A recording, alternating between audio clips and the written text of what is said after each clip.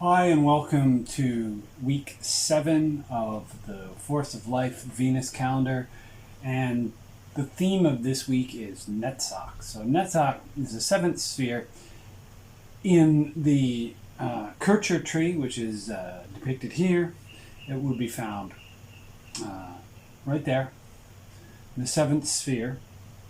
And in this Gra tree, similarly, it would be found here. The Gra tree and the Kircher tree are quite different.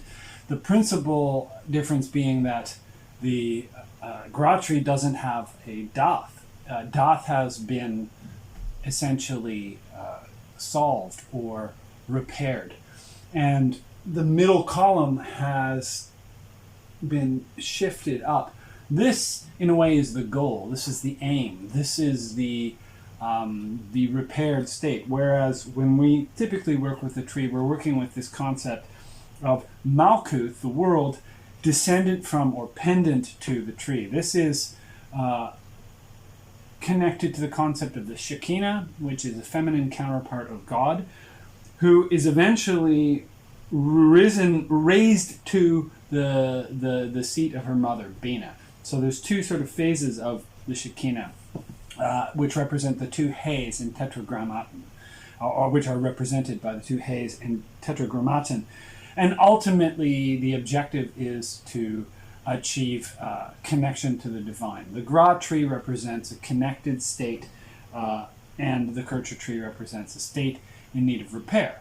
So, where are we here? We are on the 7th week, and we've been following the Sephiroth. So week 1, we did the aces, the ones, the Sephiroth of Kether. Week 2, we did Chokmah, the 2s and the kings. Week 3, the 3s and the queens, so wisdom and understanding. And then we, of course, don't have a week for Dath or knowledge, but Dath, knowledge, is the gap, the abyss, if you will. We need to bridge the abyss with knowledge in order to achieve this tikkun, this reparation of the tree.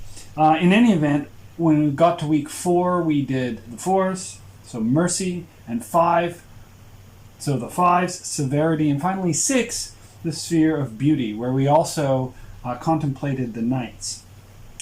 And as you can see, this upper portion of the tree has kind of come to a way station, if you will, in Tiphereth. Tiphereth connects to every other sphere on the tree except for the descended Malkuth, which is mediated by this sphere here, which is called the Yesod, the foundation.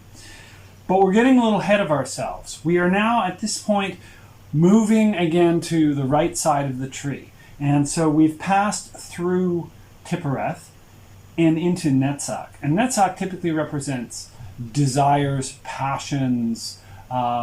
It's the colors associated with green, so natural. Venus, this is the seat of Venus. When we look at the hexagram, which we introduced last week, and we introduced the hexagram as well as the octahedron. So if you can see the octahedron in here, you're doing well.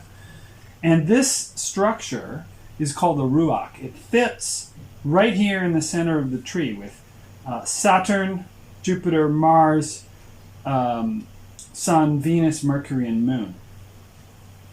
The 5 elements are here, and typically Saturn is assigned to Bina, but appears in Dath. And then, of course, the zodiac is here. So this is how, I guess, these elements of our cosmology are stored.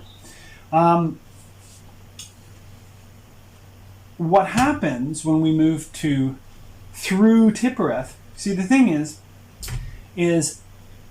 and we've talked about this before, at any given point, a set of elements is a dimension. So the number 4 isn't just a quantity. It's a qualitative dimension of fourfoldness. Now, at its heart is concealed the unity of that fourfold dimension, which means that the 5th is concealed within the 4th. And what typically happens is you imagine a square with a cross in the middle that reveals the 5th point. That fifth point is then pushed to the periphery to create the pentagram. We saw that in the work between 4 and 5. And similarly, that hidden unity of the pentagram is pushed to the periphery to form the hexagram. And we're going to see this again when the heptagram is formed. So the hexagram here has at its heart a seventh point. So in a way, 6 is already 7, and 7 is already 8, and 8 is already 9, and 9 is already 10, and 10 is 1. So this is in a way how the whole system fountains, how the 10 numbers fountain into one another. And let's look at classic hexagram, the hexagram of the Ruach, which is the psychological seat of the adept. The adept is seated in the sun, and then the functions of war or Mars, peace or Jupiter, time, death, mortality, Saturn, quickness, intelligence, Mercury, love, passion, Venus, and dreaming or imagining, the moon.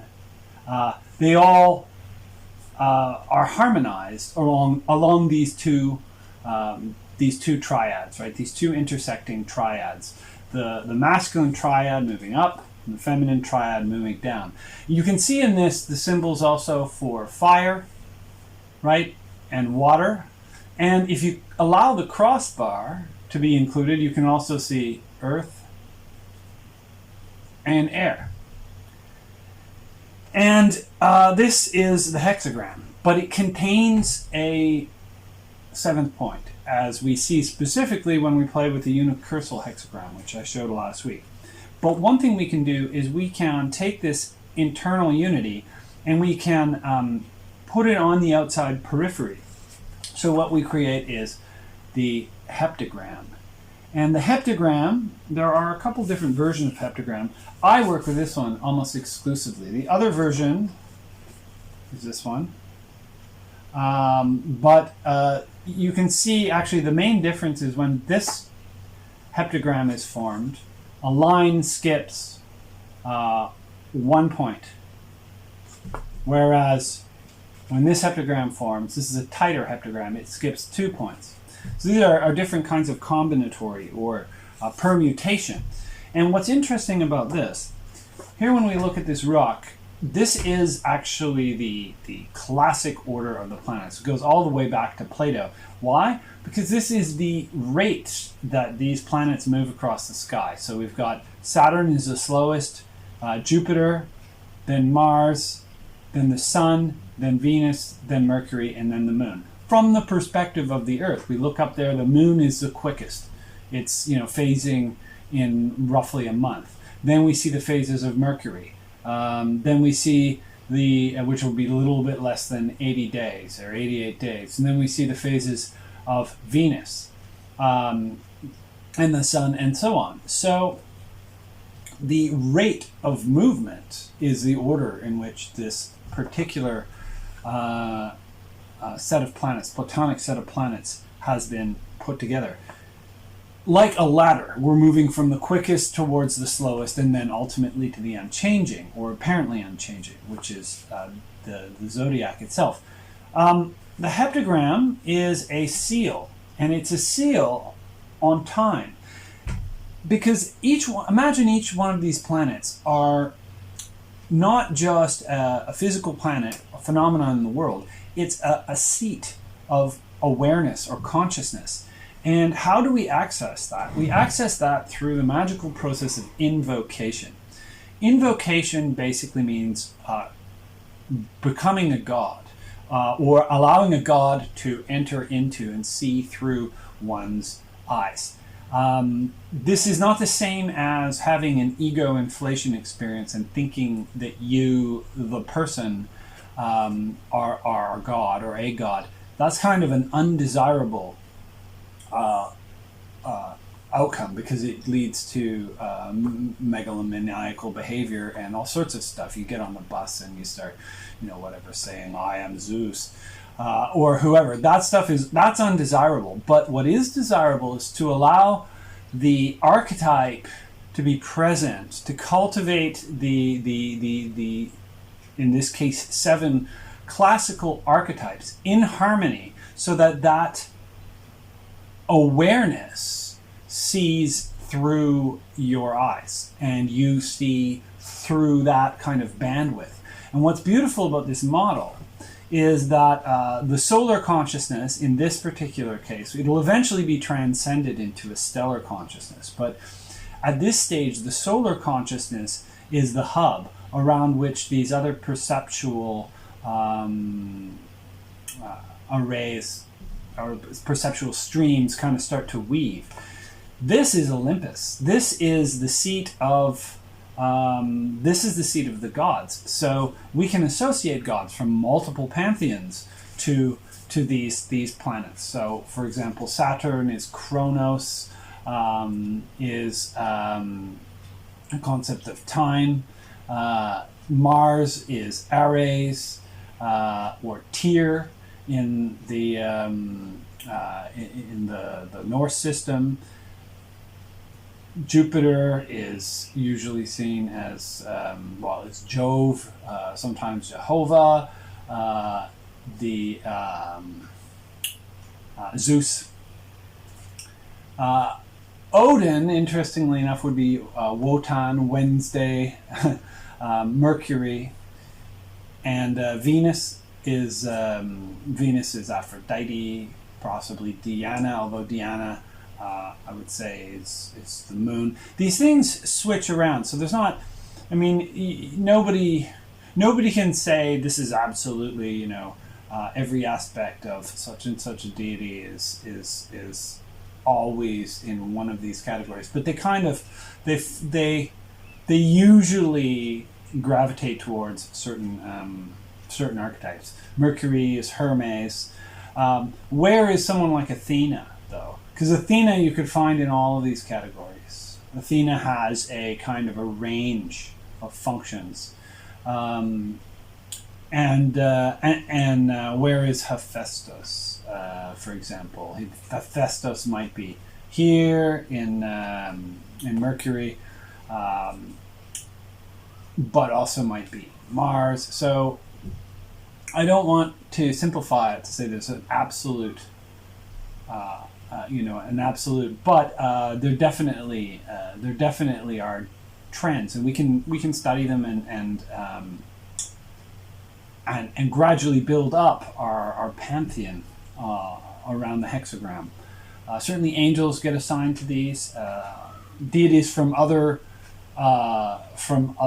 pantheons than the Western often have been assigned. If you look at Aleister Crowley's book 777, or the books like Stephen Skinner's Complete Magician's Tables, or David Allen Hals's The Key of It All, you'll see loads and loads and loads and loads of ways of associating different energies or different deities to this particular star. And invocation then becomes this process of inviting the energy or the deity into one's consciousness in a balanced way. And they say invoke often, which is to say to invite this consciousness in every day if you can, in a balanced way. And I'm going to show you a way to do that if you're interested. The opposite of invocation is evocation, which is calling an energy outside yourself, dealing with an entity that is an external being. This is used for dealing usually with angels and demons, which entities are not. They're not eternal consciousnesses. They are, I guess, partial functives, if you will. There you go. They have specific aims and missions, whereas a God form is typically seen as a level of consciousness itself. Right, so what happens when this gets turned into this? Well, if you go around the outside here, we see the familiar pattern, right? So Saturn, Jupiter, Mars, Sun, Venus, Mercury, Moon. But if you follow the internal lines, you get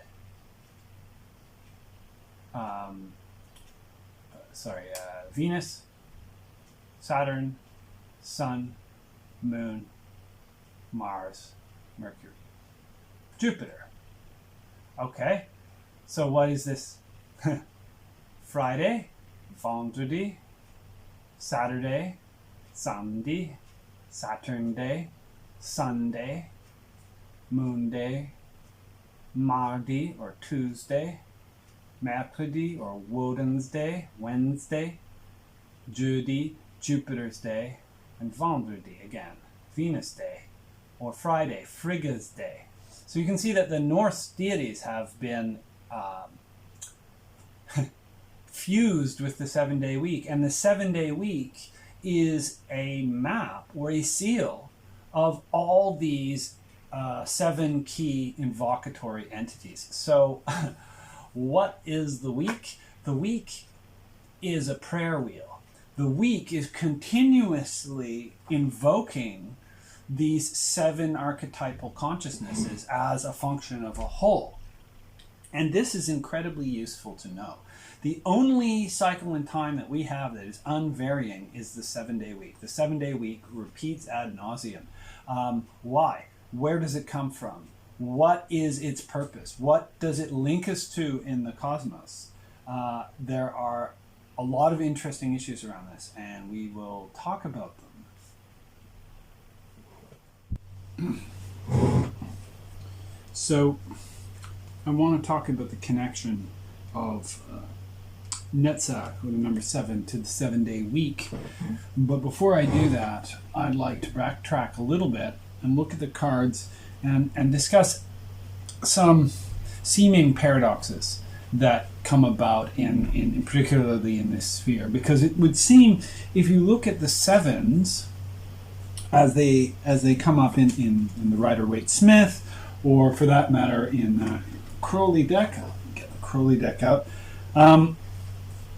you'll find that they're not actually incredibly positive seeming cards. So you have this person, a Lord of Valor, fighting what looks like a losing battle. Remember I said the 5, 6, and 7s can be modeled a la Goldilocks. Not quite enough, just right, a little too much. So this is a little bit too much of a battle, right? Now, this trains the mentality to essentially, fight like you're cornered. So sometimes you can actually win a struggle just by invoking this energy of fight to the end. It's the opposite of the 5 of Swords, where you've sort of defeated yourself by putting your weapons down. This is like, excuse the expression, this is a sort of balls to the wall kind of energy. And sometimes this is actually what tips the scales. Similarly, we have this image, which is appears to be a person stealing swords from a military camp. Now the question is this their own military or is it their opponent's military?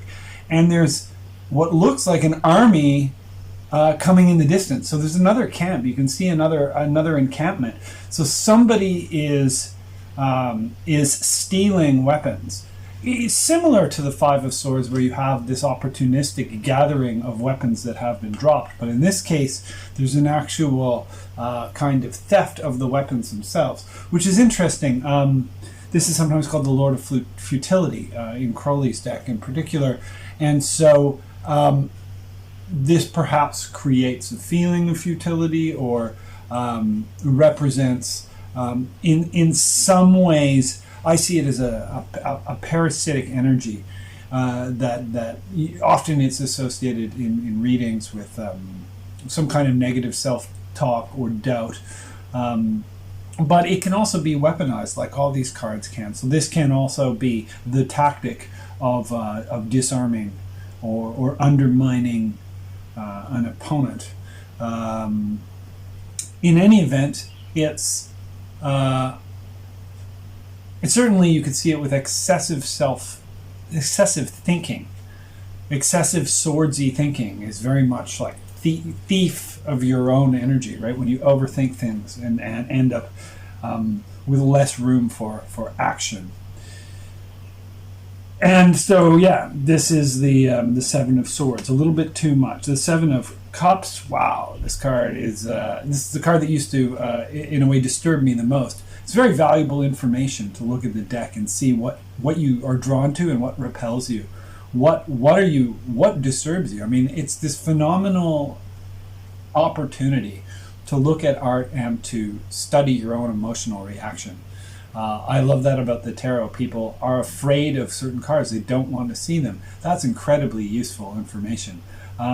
It tells you a lot about who you are, and it's a safe place to do it, right? The pictures on cardboard are a safe place to encounter the devil, the tower, the Ten of Swords, all these things, the Seven of Cups. It's a safe place to have these encounters, just like a dojo is a safe place to practice self-defense, so that if a real situation arises, you have options, you have calm, you regained your composure in these spaces. And I think the tarot gives people a kind of existential composure in the face of situations that would otherwise be confusing.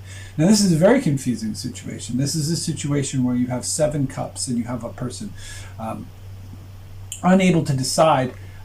You've got vanity in one of the cups, this face. You've got a snake, which might be poison or venom or fear even. You've got a sandcastle, a fantastic sort of construct. You've got victory, but it's tainted with defeat. So it's this, this perhaps this chasing after never quite enough. Baubles overflowing, useless symbolic wealth, a basilisk, who can turn you to stone. And then this figure, which is in many ways, to me, the least attractive of all of them, but the only one with an aura, and it's a sharp aura. So this is this indication, this excessive imagination running circles around something that's been displaced. And that displacement issues a kind of a pain to it. So really what you should be doing is asking you, whose face is under this? And if you can answer that, it will lead you down the path of rigorous honesty with yourself. And then this seemingly distractive or disturbing card actually has a very powerful antidote in it. And then finally we see this character who I think of him, I call him Smoke Break Sam. Right, he's 15 minutes into his shift and he's having a smoke break, and he doesn't even smoke, so he's just standing there, right?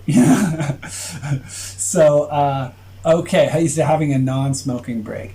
Why do I say that? Because it's like the mindset. You can see his gaze is on the size of the task, and you know how when we see a task that overwhelms us, we're looking at the task. We're not looking at what we've accomplished.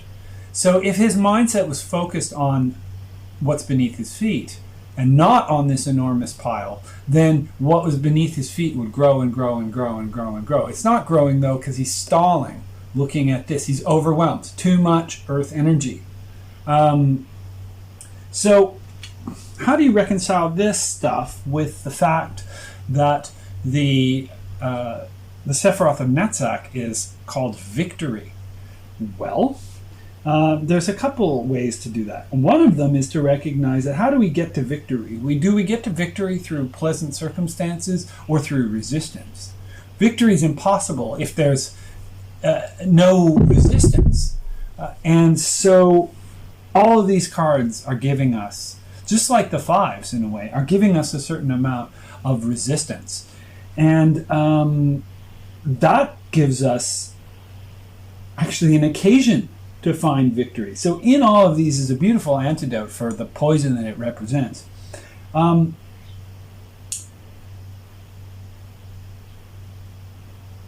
I would like to, let's see, where am I going to go with this? Okay, there's 2 directions I'm going to go with this. One of them is I'm going to show you a move. There are lots of moves made possible by the tarot. Some people find any move possible.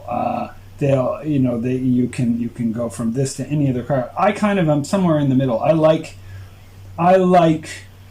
a certain amount of form or restriction. So I don't think I would necessarily say, I don't think that personally I would take a similarity.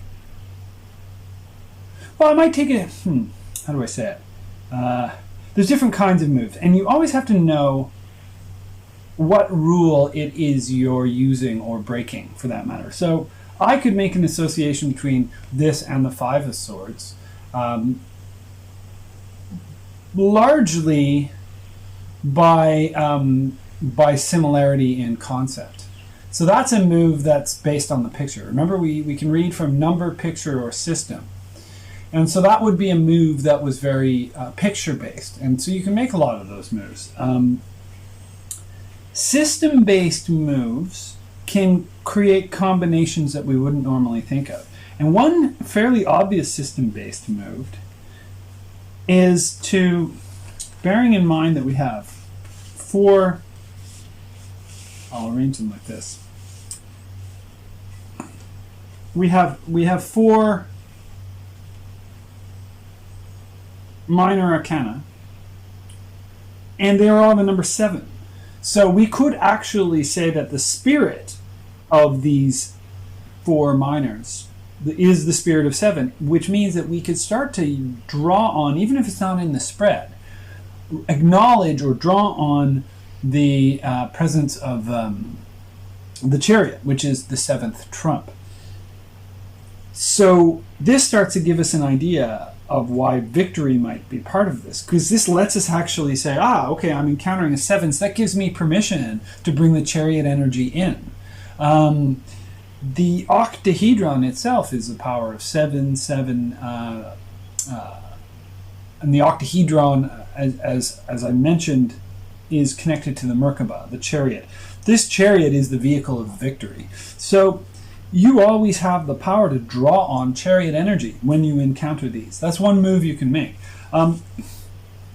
If you know Hebrew, you can make another move that is perhaps subtler. You can also draw on the number of the Hebrew letter. So in this case, the Hebrew letter is assigned to Zayin. It's the number 7, and that would be the lovers. So you also have the ability to draw on at least 2 different cards that are not immediately present, but because you can make these associative system jumps or system moves, you can start to think about how these might work. And the lovers obviously works with 7 because Netzach has that emotional quality. So you've got this emotional quality. You can also make the move, for example, from Venus, the planet, which is in Netzach, to the Empress. So that's another system move. I can pull the Empress out, which is very much sensual. And let me see if I can find it. And so you might be beginning to wonder, whoa, is there anything that you can't prove?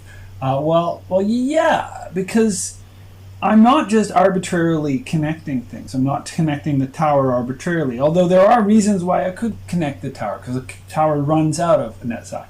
So there's a tremendous amount of flexibility you have, the more knowledge you have. The more knowledge of the system you have, the more you can make moves that actually have basis. They have a grounding. And I guess the appreciation of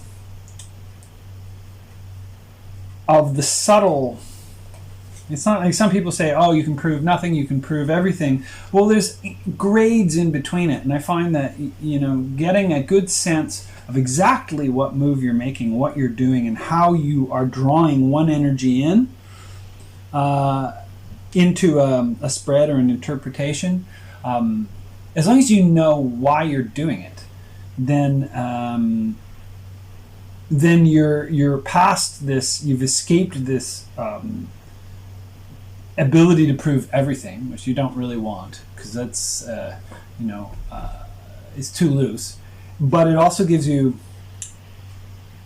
a flexibility, so you're not just confined to the cards in the spread. You're not forced to just read them like you're reading out of the little white book. You can move around. I can bring the Empress in. I can bring the Chariot in. I can bring the Lovers in. I can do some moves in my mind with these cards. I can do a great deal as long as I know what I'm doing. So I want to give you that as starting to open up the possibilities, because Netzach, in my experience, feels a lot like, okay, we've established Tippereth, we've created this, this center of consciousness, then suddenly, holy shit, overabundance, too much. How do we deal with this crazy blossoming, this almost overabundance of energy or noise that comes out of Netzach? And it feels like that sometimes. Netzach, to me, is one of the most overwhelming spheres. The metal usually assigned to it is copper. And copper, of course, rusts and turns green. So it has a corrosive quality. So Venusian desire is considered on some level both corrosive and yet also the key to everything. So isn't that a paradox that Netzach 7, which is the tetrad and the triad combined, right? 4 plus 3. Isn't it a paradox that is both this, corrosive environment? Just think of the actual planet, right? And its atmosphere. Very, very corrosive. And yet it is also green and vibrant and full of life. So there's a real paradox to it. And it's a paradox that doesn't get resolved by choosing one or the other. It gets resolved by allowing Venus to be part of a system of symbols. And again and again and again, drawing on the entirety of the tarot. The fact that the tarot is always entirely present, even though only one or two cards are obvious on the surface. The whole tarot is beneath the surface of every reading and every contemplation. And it's only when the whole is present that the kind of equilibrium that brings the best face out of each archetype that comes to the fore once all of the energies are there. And this is why I'm asking you to look at every card in a deck once a day if you can. Spend time familiarizing yourself with your decks. Put them back into new deck order. Get it so that you can bring up the images almost without them being present. And I'd like to show you an exercise that I'd like you to try out. Regular deck of cards. So by now you should be familiar enough with your deck or several decks that you can take a regular normal deck of cards. You can use it as a type of mirror. So cartomancy is just reading playing cards. And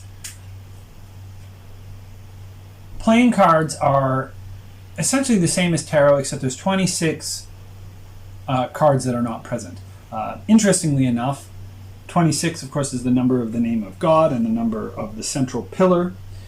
And it's also the key divisor in a 52 card deck. So 26 times 2 is 52, 26 times 3 is 78. So this is essentially 2/3 of a tarot deck. Something to consider. And what you can do with this is you can just shuffle it. And here I got the King of Spades. So clubs is wands, hearts is cups, spades is swords, and pentacles is diamonds. So I bring up the King of Spades, and what I want to do is conjure to my mind's eye the image of the King of Swords from the right away. There, I've got him. He's holding his sword. He's looking out to the left. I think he's got 3 little birds above him. He's got butterflies on his throne. I can see him. Now I can also see, let's see if I can get the King of Swords from the Crowley deck. I can get the color of it. My point is here that what you're doing is you're using these cards to prove to yourself that you already know the tarot. If you can conjure up a memory of the tarot card from a deck, then that deck is in you. It's not in the cards. And the more that card is vivid, the more the vividness of that memory, the better you have it. And this is in a way what we're trying to do. We're trying to create a vivid house of visual memories. So the Eight of Cups here, I see the man walking away from the cups on the shore of a lake, and then of course in the this is indolence in the Crowley version. I'm able to, in a sense, bring all the tarots that I know and see them in the mirror of this deck of cards. So cartomancy should not be dismissed. It's an excellent practice. I can do a little reading here. 2 cards, Queen of Hearts, 10 of Spades. So this is the 10 of Swords and the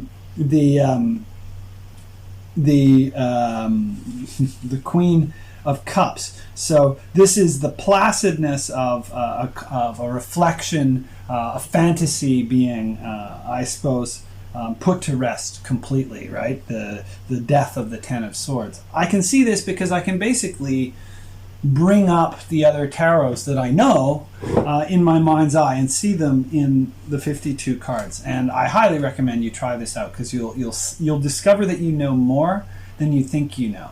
This will really show you your skill level because it'll show you the degree to which you can bring these images to consciousness. So it becomes interesting to ask ourselves at this stage what the tarot deck is. Obviously it's an oracle, obviously it's a bunch of pictures, obviously it's a storytelling tradition. So let's just get out there and say it. It's a form of literature. It's a genre of literature, and we could call it I suppose cartomancy. I'm not sure of the precise name, but basically these are types of book. But they're interesting. So I have a bunch of examples of it here. This is called the Yggdrasil deck. This is a version. This is an oracle. Tarot is an oracle. When people say, oh, tarot versus oracle decks, they're basically talking about tarot and everything else. But truth be told, the tarot is a type of oracle, as are ogams, right? These ogam letters, these staves. I made these. You might have an oracle like the I Ching. This is a version of the I Ching done with cards. It's a different oracle, but it's an oracle deck. This is an oracle, but it's not a deck.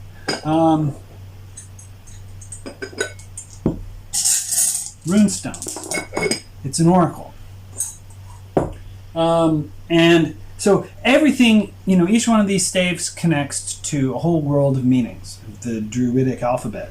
The runic alphabet similarly connects to meanings associated with the literature. So you want to read things like the Mabinogion or the Irish myths to understand the stories that these are evoking. You want to read the astrology and the literature on the tarot to understand what myths and stories, usually Greek or different kinds of myths associated with the tarot. Again, Norse would be here. Chinese with the I Ching. We have another Chinese oracle here. It's called Qin. I think I mentioned this. This is 78 bamboo, little bamboo. Shake it like this. They're little bamboo staves, and they each have an oracular meaning, which means that all this stuff is cueing this kind of inner house of memory. And now there's a few things that need to be borne in mind. This literature, oracular sortilege type literature, could be cards, could be something else, but the main point is you have this kind of oral body of knowledge that gets accessed but it's accessed randomly. This is interesting. It's a random access, non-linear process. You have this concept. So you have in an oracular system of any kind, you have a concept of a world that is fleshed out in terms of its total categorical body, right? All possible categories are included within this world, and yet in any given reading we are cued to access one or two parts of it, or three or four. But the point is that in its fullness, it exists as a non-linear body of contemplations, body of stories that we are drawing into a linear form when we're accessing them via cards. So I shuffle these cards, I get 3 cards. I'm drawing from this larger non-linear body, and I'm randomly accessing it. And so as a genre of literature, all oracular methods have this in common, that you're coming into it. You can come into it at any given point. And some actual books, like say the Bible, who reads the Bible in linear order? Almost no one. But people do use it for bibliomancy, right? They'll open to a random page. Famously, St. Augustine did that as part of his conversion. And using the Bible for bibliomancy. And I've heard of other people. I heard there's a hilarious song by Old Man Ludicky where he does bibliomancy with the joy of cooking and comes up with bacon. It's the answer. It's a good song, but it's like bluegrass. The point is there's this whole approach of randomness to a body of literature. But I think what's really interesting is right now, cartomancy, tarot, is having this huge renaissance going on. We have new Kickstarters. We have many people who have been developing their skills for decades are now using the medium of the internet and of Zoom, coming out and sharing their skills with people. So this is like a convergence like no other. And the tarot is one of these oracles, but other oracles are bringing other ideas into play. And I just put this out there. I want to show you this one.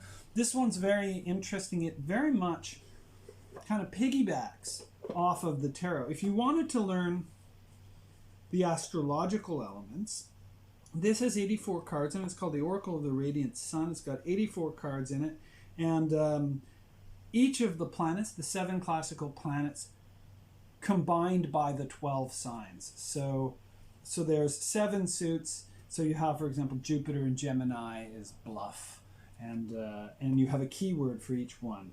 Venus in Cancer is birth. This is an incredibly useful tool that will allow you to build up a house of memory that will enrich your understanding of astrology.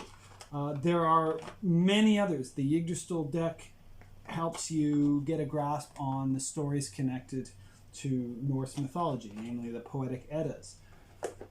And on it goes. At a certain point, this is a very Netzachian kind of moment of, holy cow, are we ever overwhelmed? What do we do with all this? And some people have historically tried to flatten it all into one system. The Tree of Life, unfortunately, has been used to attempt to just create a master key to all things by fitting them into the Tree of Life. I think Crowley and the Golden Dawn could be seen as guilty of this, and a lot of esoteric orders do try to do this. I'm not trying to do this. I'm trying to say that with this key we can enter into a kind of deep place in which many oracles are all speaking, but that place itself is not overcoated by any one of them. This is a key. The tarot will get you to this place, but the place itself is a depth, and we can travel to different worlds through it. The tarot is one way of getting there. The Netzach experience is kind of the waking up to the fact that we're already in this forest. This is why I call my calendar, my Venus calendar, the forest of life. Because a forest is a place where there's an almost overwhelming number of layers of sound and activity going on. And the deeper into what's happening with magic in the world now that you get, the more you realize that it's this enormously layered space. And how do you compose yourself so that you don't disintegrate in such a space? And that's where techniques such as the chariot, the octahedron, and other techniques of magic, which create cohesive structures, even the flower of life. These cohesive structures allow us to tease signal out of noise. So think of it in terms of information theory. There's a whole ton of noise, and yet we're bringing signal out of it. And at this point, I will segue into the promised discussion of the calendar. I do want to say one last thing about this genre of literature, oracular literature. Believe it or not, it's related to computer science. Computer science is based on giving binary instructions to a machine and producing these opening and closing these various different spaces, giving instructions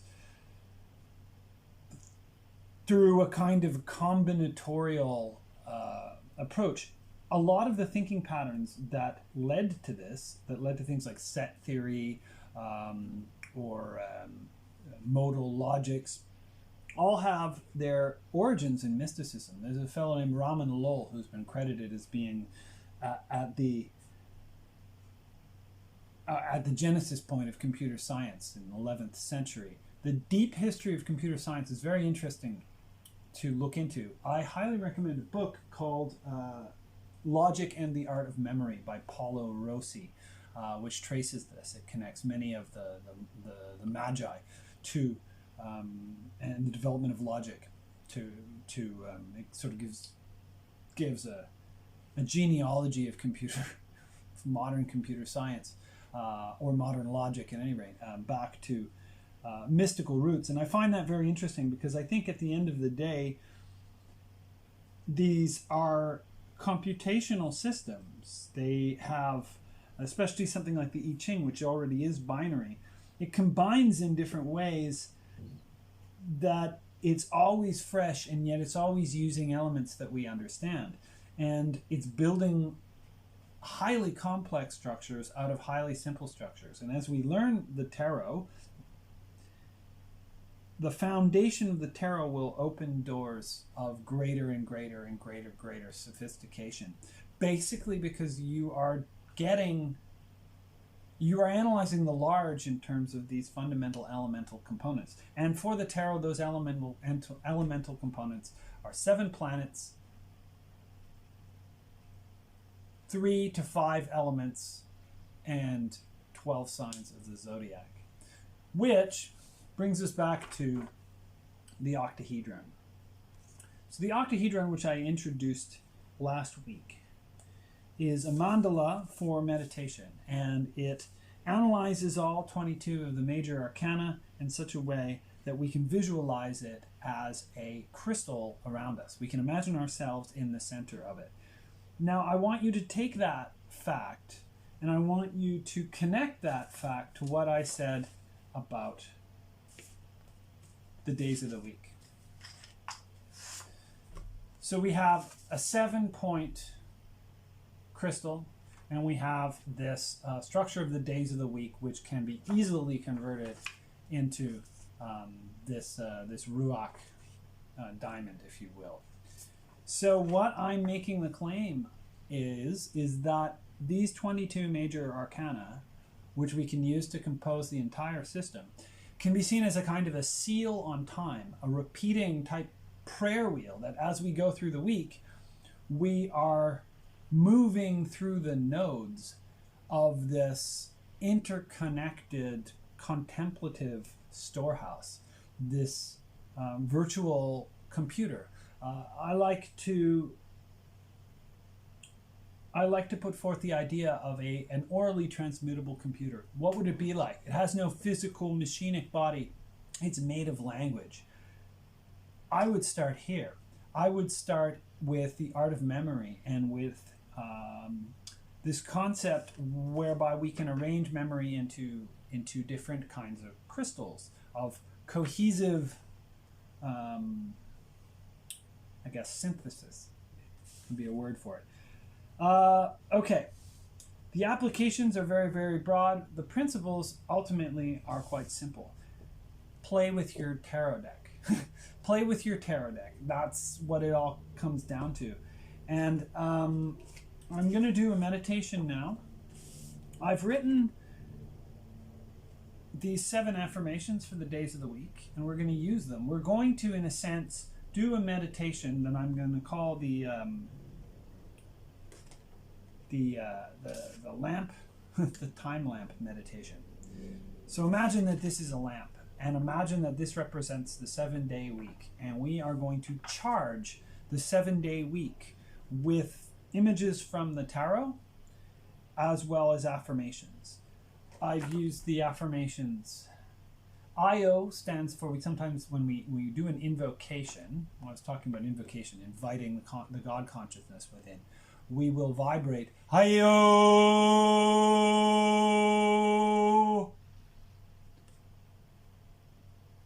And that is the masculine and the feminine, the I and the O, the phallus and the yoni. And this creates the space where that energy then descends. So the prayer, I'm going to save it for the actual meditation, but the prayer is, Io Venus, brighten my loves. Io Saturn, reward my patience. Io Sun, fill me with light. Io Moon, deepen my vision. Io Mars, intensify my focus. Io Mercury, quicken my wits. Io Jupiter, establish my peace. And this is Friday, Saturday, Sunday, Monday, Tuesday, Wednesday, Thursday. So we're literally charging the week with this prayer, with this invocation. The week is the vehicle by which we are invoking and seeing through the prism of the octahedron.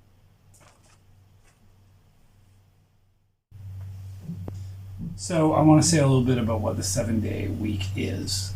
The 7-day week came into our calendar about 300 years after what we call Common Era, year 0. The formation of the calendar is quite complex and represents, to my mind, a type of deep social magic. But it didn't all happen at once. It's not as simple as it appears.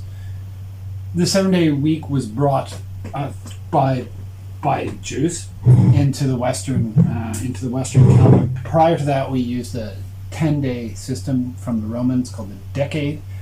But part of the concept of keeping the Sabbath holy is connected to this idea of keeping the 7-day week constant. This is part of Jewish tradition. It's in the Decalogue, the 10 Commandments, and it, to my mind, represents a seal on time. There's this brilliant cognitive scientist named Eviatar Zerubbabel. He's written a number of books, Collective Memory in the Social Shape of the Past, and of course, the 7-day Circle. So the 7-day Circle is a book about the week and where the week comes from. According to Zerubbabel, the week's strength is that it's entirely abstract. It is, unlike the day, which is a day-night cycle of rotation of the Earth, and the month, which is a lunation, the week doesn't actually appear to refer to any celestial object at all. It doesn't seem to be a case of interface between psyche, cosmos, and solstice, which is, as I said before, what a calendar effectively does. A year interfaces psyche, solstice, and cosmos on the level of the Earth going around the sun. The month in terms of the moon, but the week it doesn't appear to. So Zerubbabel's argument is that the week is actually arbitrary, and that is its strength. I don't think it's arbitrary. I would make an argument that it is likely the week is part of a Venus calendar. And the reason I think this is if you look at the 7-day week,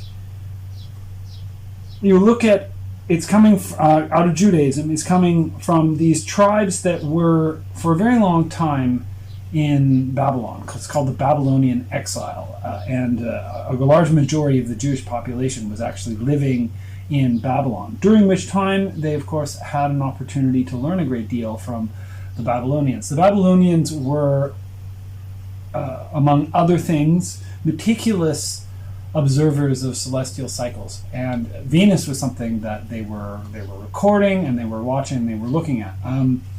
I understand early Greek calendars often timed themselves to the cycles of Venus. The cycles of Venus are quite interesting. To put it briefly, we see Venus rise for a portion of the year in the morning, and we call it the morning star. Then it disappears, and it comes again in the evening. We call it the evening star. Then it disappears, and it comes back in the morning. It disappears for 40 days, returns for a period of time, disappears for 4 days, returns in the other side of the sky, or the other side of the day for a time, and then again 40 days. I don't know off the top of my head, but morning, 4 days gone, 40, and then the evening star, and then so what this actually is a conjunction cycle of the Earth and Venus. So when the Earth is going around Venus, it looks like it's in the morning. Then on the other side of the sun, when they're in opposition, it disappears for about 40 days. Sorry, they're both going around the sun, but Venus is moving faster. And the Earth catches up to it, there's a conjunction, and it disappears for 4 days. And then when they're in opposition, on the other side of the sun, it will disappear for 4 days. But this is actually responsible for this cycle. Now here's the really interesting part. This is a 584-day cycle. If you want to know more about it, a better explanation than I just gave you, this is a great book to start. This is a book about calendars in different cultures, and it has a really good discussion of the synodic cycles of Venus. And a 584-day cycle, which it turns out is one... this will happen 5 times in pretty much exactly 8 Earth years, like minus a couple hours. So every 8 Earth years, there are 5 Venus cycles, which means that, let's see if I can get these. He's got a picture of, he's got a lovely set of pictures of Venus's path in the sky. There's 5 sets, if you will, of pathways that Venus traces in the sky over the course of an 8-year period. And this is what's responsible for the famous pentagram in the sky that appears to be a map of the relationship between the Earth and Venus. This is a great book too, highly, highly recommended. Anything from the Wooden Book series is got gorgeous pictures, and there's a really nice meshing of science and spirituality that's going on here. But it's an incredible resource. Yeah, so there's a whole section in the back on the patterns that are created and the different kinds of proportions, the patterns and proportions that are created by the orbits of planets. So this is a this is a picture of the 5-fold flower that's created by the conjunction cycle. Now, I was interested to see if the 7-day week and this 8-year period mesh. It turns out that they don't, but what's more interesting is the first point at which Venus and Earth, this 8-year period, and the weekday will mesh, is 40 years. The week fits more or less evenly into exactly 40 years and 5 of these cycles. There's a little bit of give, but on the level of half a day, perhaps. And it makes an interesting case for the idea that Venus, or the number 7, may have been chosen because it is a almost even fraction of this overall 40-year cycle. And in Jewish mythology, 7 and 40 are the key numbers. There's 7 days of the week, and there's 40 days in the desert. I'll leave this up to you to decide whether you want to investigate this further or disagree with me. But my working assumption is that the 7-day week is part of a calibration, or an interface, if you will, of Psyche, Cosmos, and Socius on the level of this much larger 40-year cycle, which is connected to Venus. So, it's very appropriate that we're studying the sphere of Venus. We're talking about the 7-day week. And finally, I am going to conduct the TimeLamp meditation, and we will take the 22 major arcana and visualize them in an octahedron around ourselves. So to prepare for this, I'd like you to take a tarot deck, take the major arcana out of it, put them in order if you like, or just keep them separate.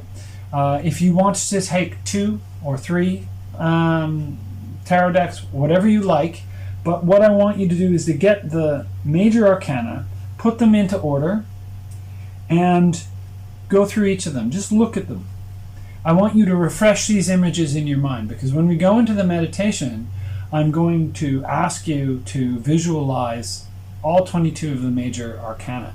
So if you take the time to sort of freshen your imagination, it will come more easily. So pause the video, freshen up your memory for the major arcana, and then we'll do the lamp of time.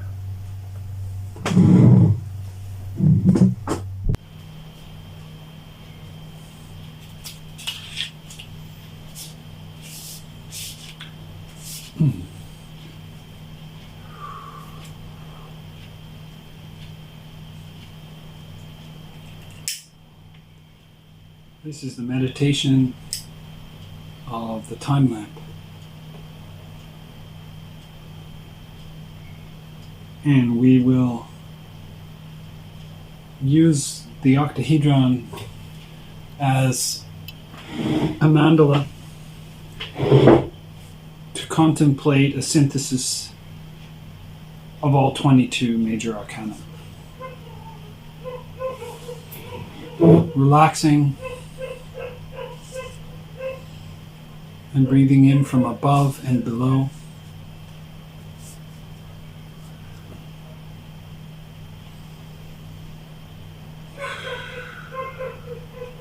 Drawing energy into your sphere, feeling the bubble around you, filling with light and life, carrying all stagnancy beyond and outside the circle.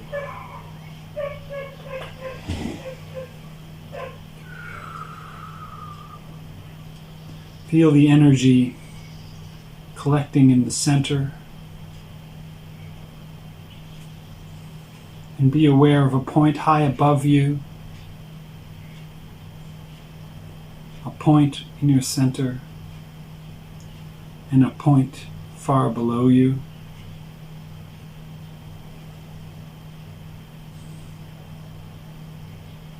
Become aware of a point forward and to the right,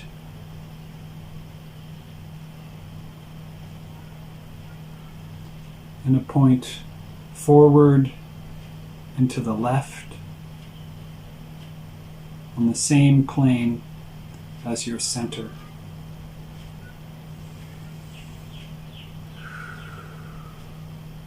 And become aware of a point behind you, to the left, and a point behind you to the right,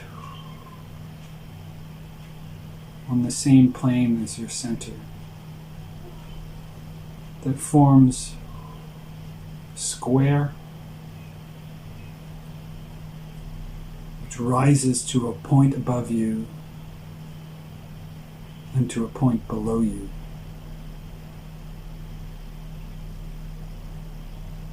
And feel the octahedron within the sphere. As you breathe the light in, flowing through all the paths to all the points, like a crystal clear, transparent jewel.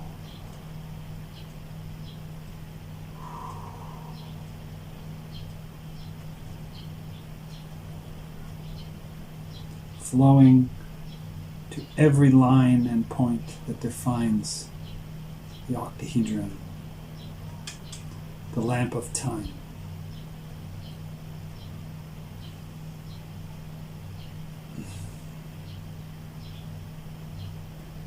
And turn your awareness to the point that is forward and to the left. Transfer your seat of consciousness to the point forwards and to the left, and know that this is the seat of the Empress.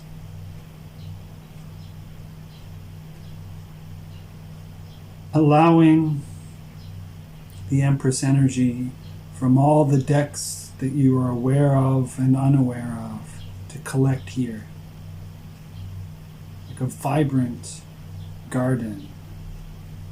Feel the Empress energy.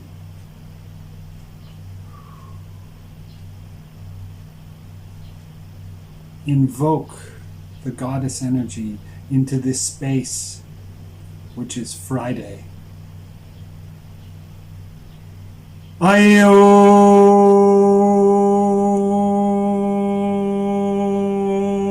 Friday, brighten my loves.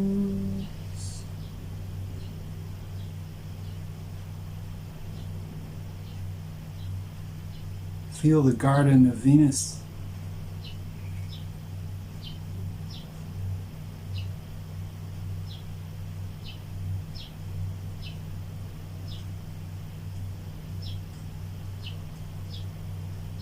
Transfer your seat of consciousness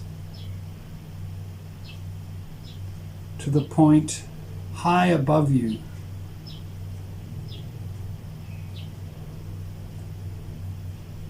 and know that this is the seat of Kronos, of Saturn, of time, of old age, death, mortality, and patience.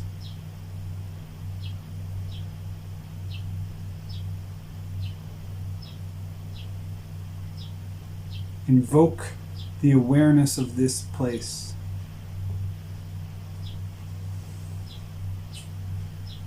Ayo,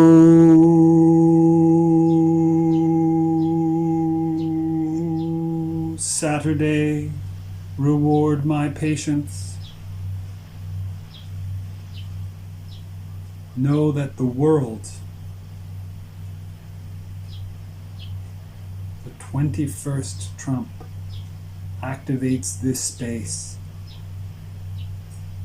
the deep one of the night of time, and all the world cards that you're aware of or unaware of coalesce here,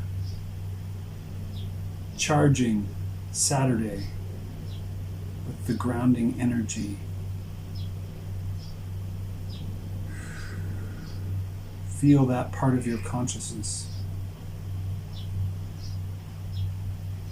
Saturn.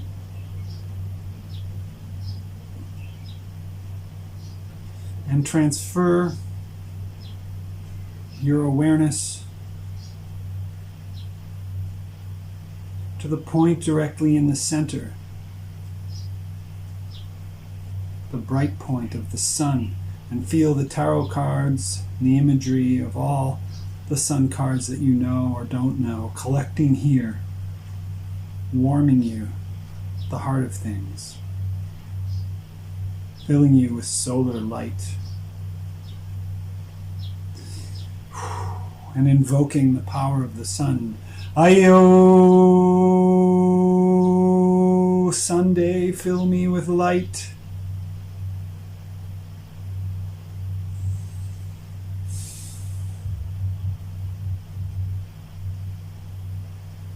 Feeling the solar energy blooming like a rose at the heart of the octahedron.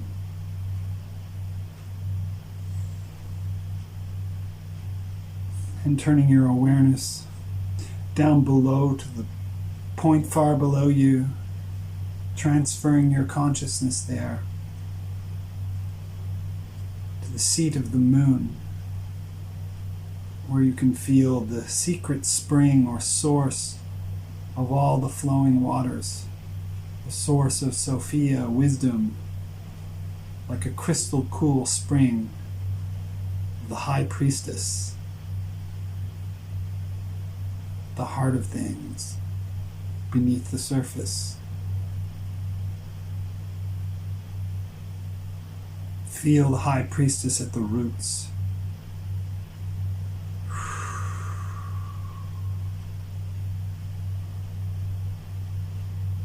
Invoking the lunar energy. Ayo,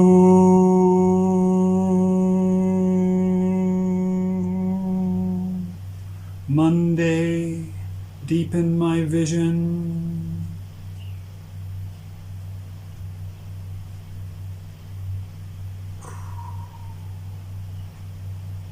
Connect to the silver energy of the High Priestess, deep in the roots.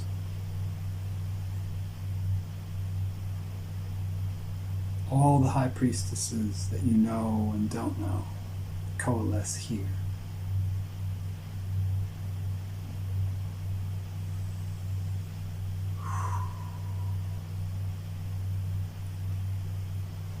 And becoming aware of the point behind you and to the right, transferring your consciousness there to the seat of Mars, the power of focus and aggression, the urban power of the tower, electric energy and fire and intensity. All the tarot imagery of the tower, both known and unknown, coalesces here. Connect with it. Be aware of it. Invoking the power of Mars. Hi-yo! Tuesday, intensify my focus.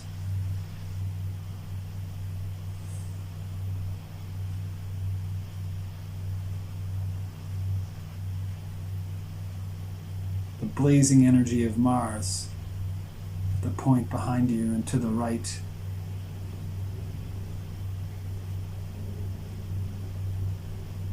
And becoming aware of the point in front of you and to the right, the place of intelligence, the seat of Mercury. Transfer your seat of consciousness there and become aware of the house of thought, of mind, of intelligence and cleverness, of the trickster god, of Mercury, of the magician. And all the imagery of the magician from any deck known or unknown appears here before you and to the right.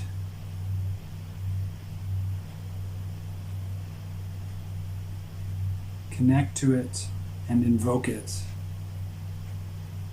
Ayo,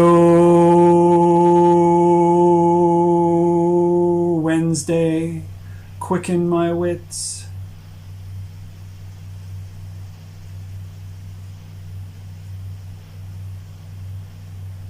Feel the magician's intelligence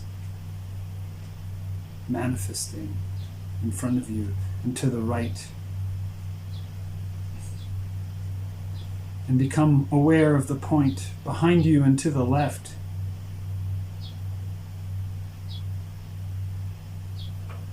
The place of Jupiter, transferring your awareness there. The king at peace, expansive, forgiving. And know that this is the seat of the wheel of fortune. Letting the cool energy of the wheel spin and open up worlds. All the wheels of fortune.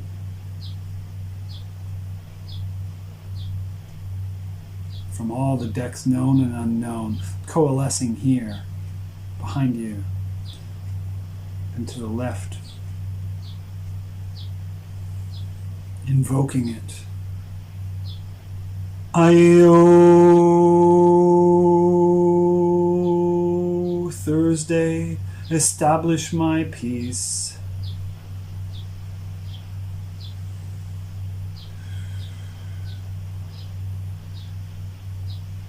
And know that the 7 points are the 7 days of the week. A seal upon time. The energy flowing in from eternity into a crystal clear lamp that shines, full of infinite energy and awareness in the 7 colors of the spectrum. Friday, Saturday, Sunday, Monday, Tuesday, Wednesday, and Thursday. Crystal octahedron in the center of the circle.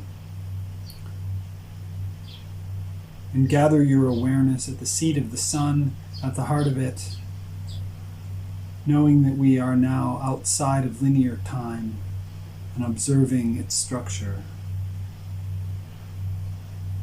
offering it to eternity like a flower. And be aware of a line running all the way from the point high above you, through the center, down to the point deeply below you. And know that this open channel, full of air and possibility and mirth, is the path of the fool. Keeping the path of the fool open like a channel.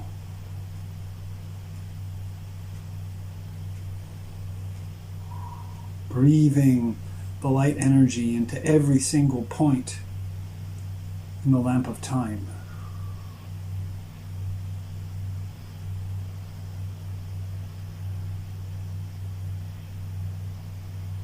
And being aware of the point in front of you, to the right, the place of the magician, and the point behind you and to the left, the place of the wheel. And be aware that a line runs all the way across, through the center, through the sun. And that line carries with it the watery energy of the hanged man. Feel the inversion of perspective as you go from one world to another and you see both sides. The ability to invert your perspective from positive space to negative space, to see both sides of the picture, to access the wisdom of Wotan.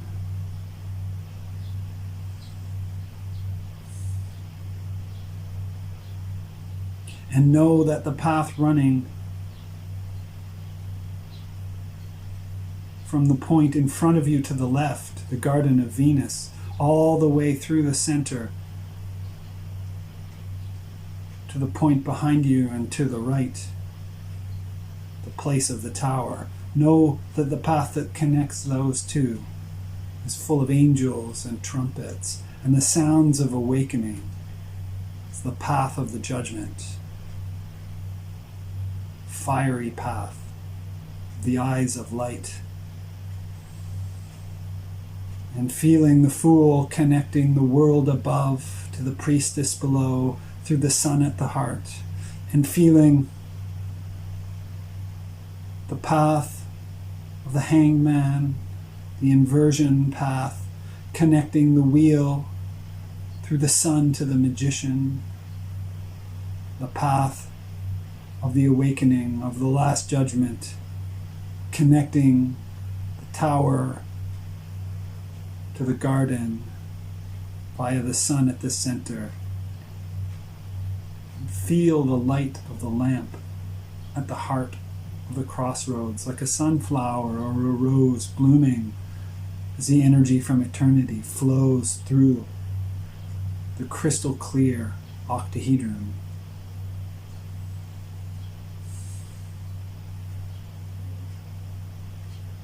And become aware of the path of the world high above you, and a line running from that path all the way down to the right, to the place of the magician. Feel the scales of justice here, the balance, connecting the world to the magician.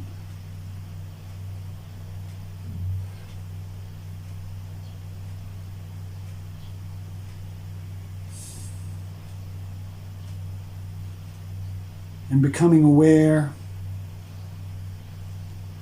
of the point high above you, the world, and the path running, connecting it all the way down to the Garden of Venus on your left. Feeling the energy of the shadow, of the devil, of temptation, but also of triumph and trial.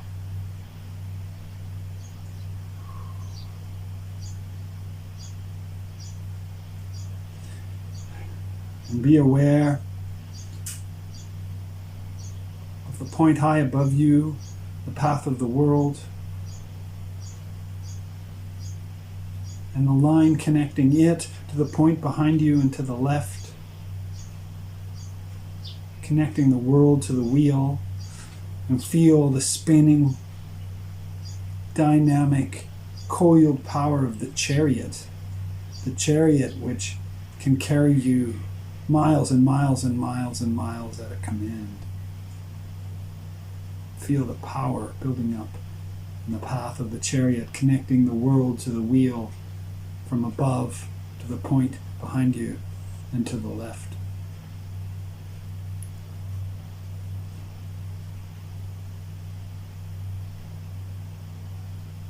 And keeping your awareness above you, the point of the world, connect a line behind you and to the right, to the place of the tower. Know that this is the Emperor,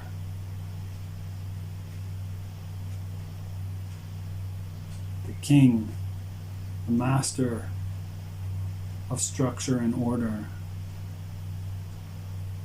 Feel the Emperor's power as the lines from the world stretch down towards the square that forms the center of the octahedron. Justice and the devil, chariot and the emperor, active. And return your awareness to the sun at the center.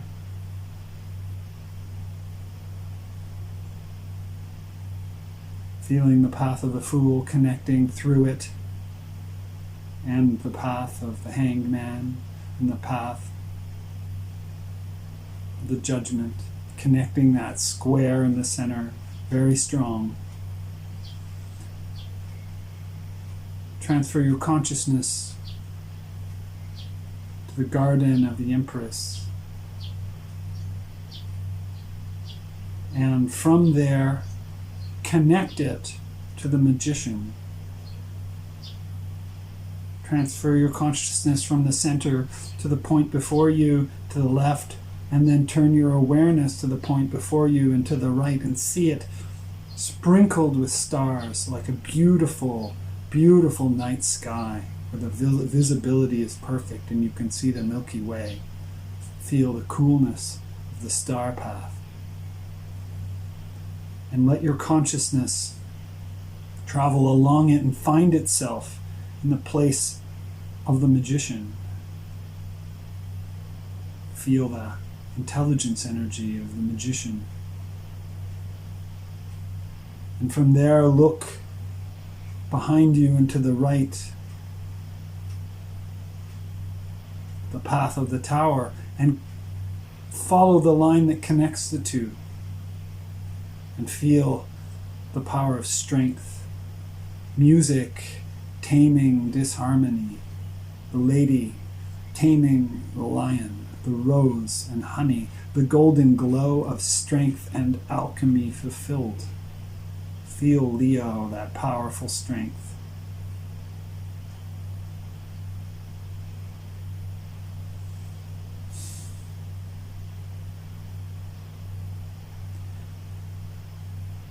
Bring your consciousness to the place of the tower, feeling it connected to all the other energies, both known and unknown, as the crystal clear octahedron is filled with light and energy circulating to every single point,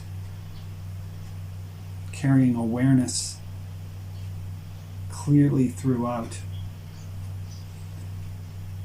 And turn your vision across from the place behind you to the right, to the place behind you to the left, and see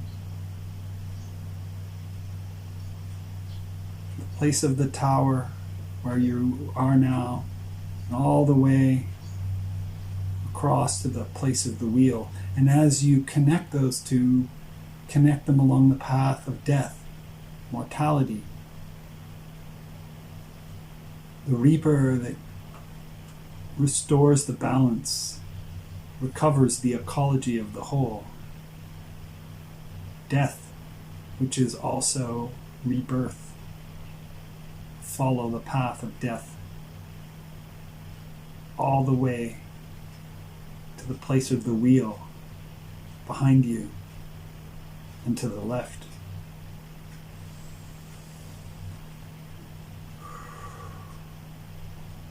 And look forward back to the place before you and to the right, before you and to the left, back to the garden in front of you, and know that the path that connects the wheel to the garden is the path of the Hierophant.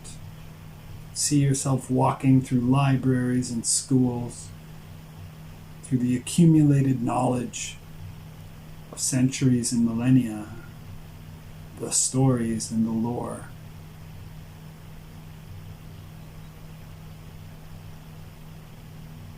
Feel the energy flowing through all the points, connecting all the paths.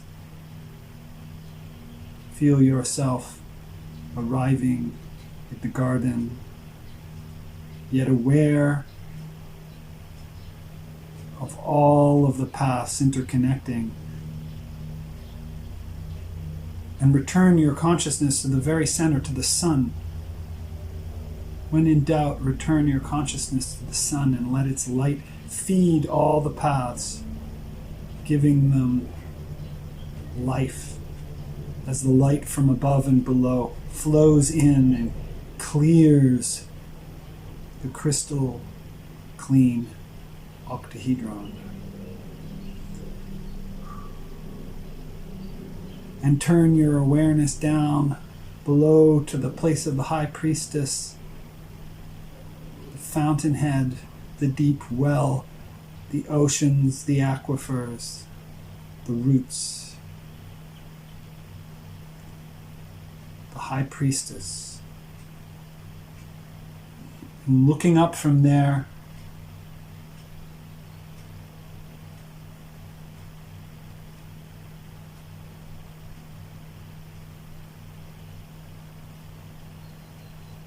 from the high priestess up and towards the garden. Feel the path of the hermit. Travel along it. The hermit with his staff, passing through the underworld, carrying the lamp. This lamp, the lamp of awareness that can bring you through the underworld and beyond.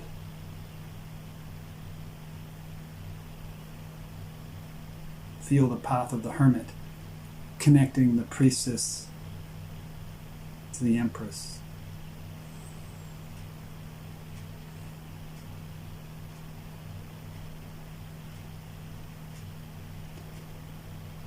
And return your consciousness to the priestess, the fountainhead. And this time turn your awareness up and towards the right. Up and towards the magician. And as you connect those two, connect them along the path of the lovers. Feel the harmony of opposites on a spiral upwards into greater complexity, into greater connection, and feel that love energy bringing you up towards the magician path.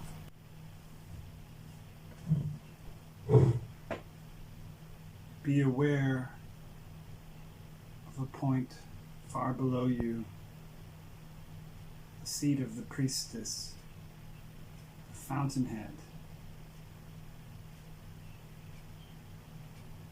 And from there, look up towards the tower, the point behind you and to the right. And know that the path connecting those two is the path of the angel of temperance. Imagine twin energies interweaving like a caduceus, opposites becoming whole, the elixir of life and immortality, alchemy, sobriety, and integration on the path of temperance that carries you from the priestess up to the tower.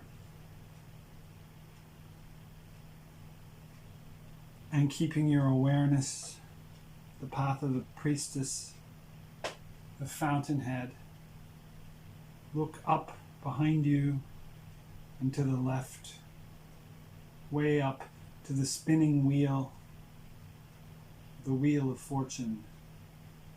And know that the path connecting those is the path of the moon.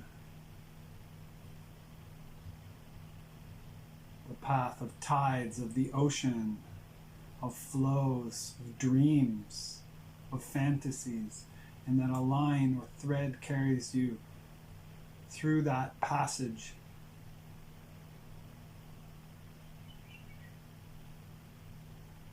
Connects you to the wheel.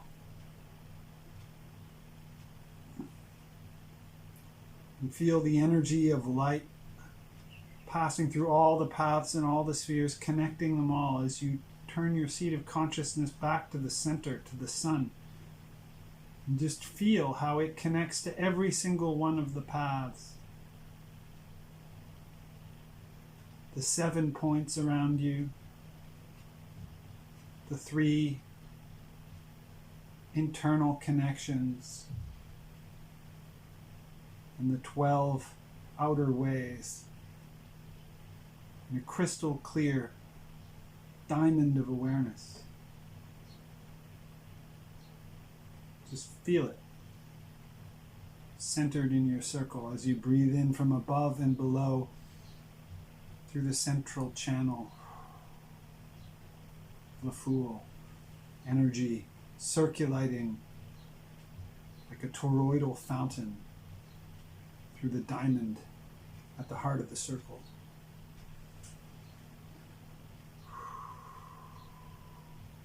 Know that this is the seal on time, the hermit's lamp, the 7 days of the week, a philosopher's stone that crystallizes signal out of noise.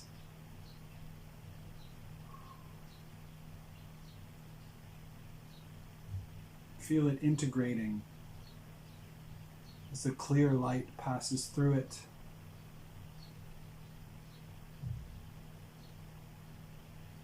And it becomes invisible to the light,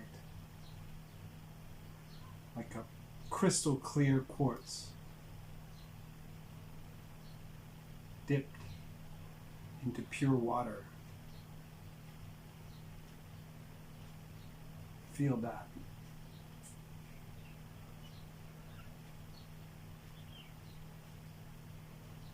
And let the lamp shine evenly to all the parts of your psyche. And let the airs flow through every node and path, all 22 stations. And know that the tree of life itself is fed by this current, this circuit, this circulation like a fountain, continuously flowing from above and below and above and below. And once you feel that circulation, that ongoing eternal fountain, you can let the image fade into the background or shrink down to be stored in the heart and return to the present. Return to the world of Malkuth, the world that we share, to this video screen.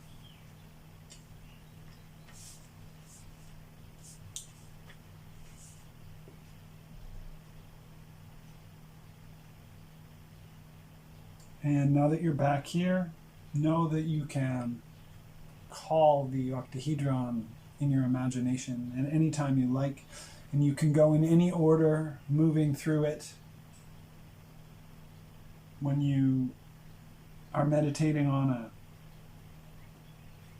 a major card, you can always connect it to its position in this crystal, and you can be aware that every single part of the tarot is connected to every single other part of the tarot, like a hologram. If you were to break it into fragments, each one of those fragments would be the whole. So this jewel, this lamp, is something, if you like, that you can practice and connect with as a meditation on integrating the tarot. Thank you for joining me. This is week 7 of the Force of Life Venus calendar. I'm Dr. Peter Duchemin, the tarot philosopher, and thank you for watching and being in this course, and I hope this is of value to you.